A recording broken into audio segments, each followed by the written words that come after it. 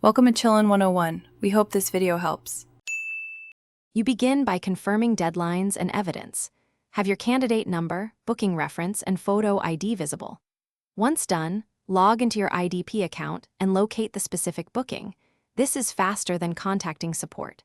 Make sure to check the cancellation window and the refund percentage or fixed fee that applies, because timing drives how much you get back. If you're eligible to defer or transfer, consider those first since refunds often incur larger deductions. You now fill out the IDP cancellation form online or send the required cancellation email. Attach a clear photo of your ID and any supporting documents.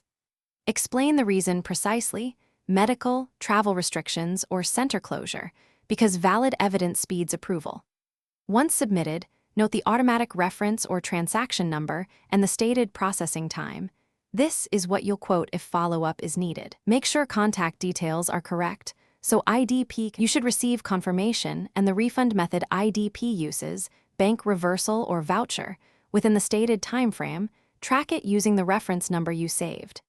If the refund doesn't arrive after that period, escalate. Contact IDP support, provide your reference, submission screenshots, and copied documents. Make sure you confirm the refund amount versus the published deduction policy. If problems persist, request supervisor review and keep all records until the money is returned.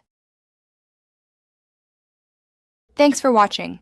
Consider subscribing if we helped you.